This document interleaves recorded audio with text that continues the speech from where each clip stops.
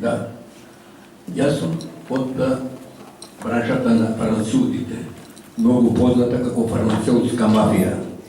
Токму на тој момент и на тој проблем сакам овде да го изнесам како учесник, па како сакате, ставете ми од едната и од другата страна. Ја примам секоја ваша квалификација. Проблемот се износи, да го излагам следното. Вие знаете дека граѓаните плаќаат социјален допринос. Ако не го исполни својот долг за доприносот, идниот месец нема да користи здравствена услуга. Значи, тие се пари негови.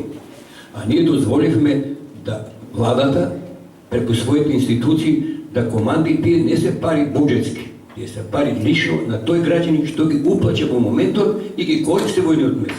На што ние не говме? Замислете сега. Едно време, вие знаете добро, дека сите апотеки не работеаше со фондот. Знаете зашто?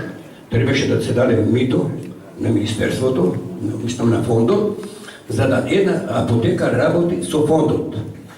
Сега, што се случи? Да некој ако има пари даде, а јас сум осигуреник, ова мојата мало да речем, нема апотека, бидејќи таа апотека нема шанси да даде пари мито, и затоа јас морам да одам 5 км или 10 км на другата страна на градот. Луѓе, тоа е јавен криминал. Ниедна влада, јас досега во сите сум се, јас сум, сигурно знаете моите настапи, јас сум секој пат, иако сум јас најприсутен, јас се ставив на страната на тие што не можеше да плаќат. И денеска е тоа уште. Сега, што направија? Сега па направија некои апотеки се даваат на лицитација. Да тоа место, пазете, за пари граѓанинот што ги дава, некој да лицитира во него име, тој објект дали ќе работи со неговите пари. Сваќате што сакам да кажам. И денеска.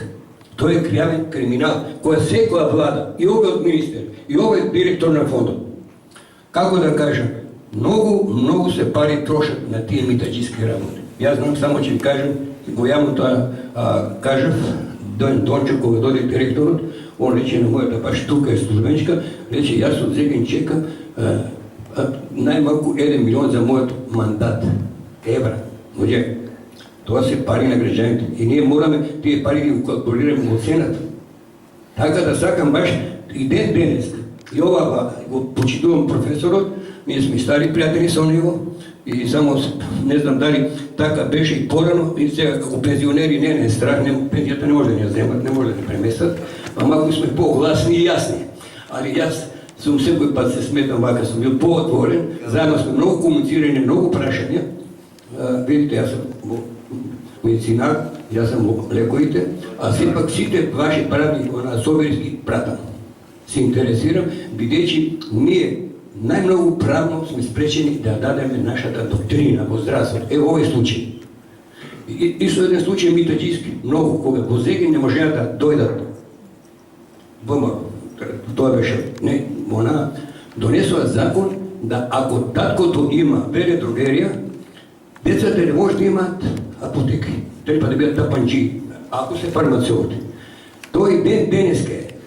Знаете зашо? Бидејќи ние моравме административно во 14 година до 1 септември да се откажеме од еден капитал, да го пренесеме кој на кој најде. Тоа е луѓе, тоа го нема во светот.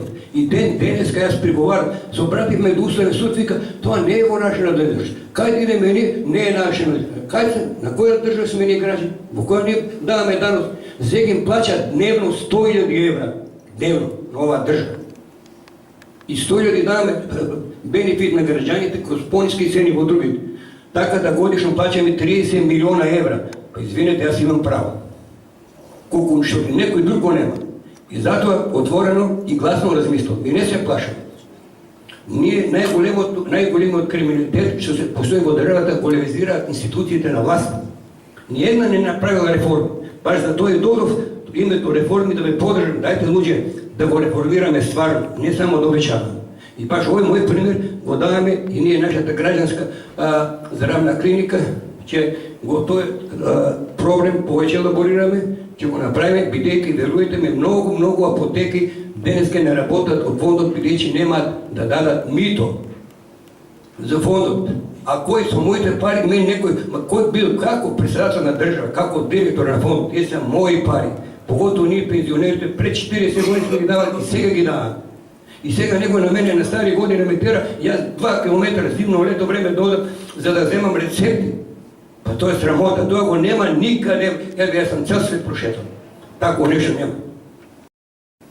Па затоа јас го користам овој и повеќе го ценам, ја не знаев дека постои таква институција и ќе бидам, како да кажем, поддржавач со сите наши потенцијали, да се собираме повеќе и да им дадеме стварно заштита на нашите граѓани.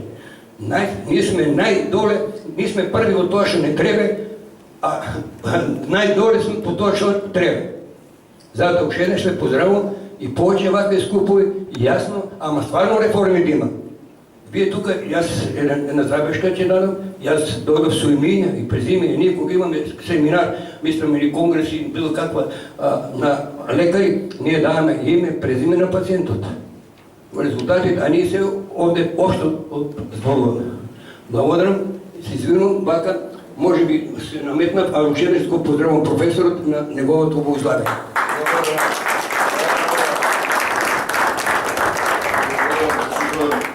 Господин Благој Мезенџиски, навистина за поддршката што ја давате.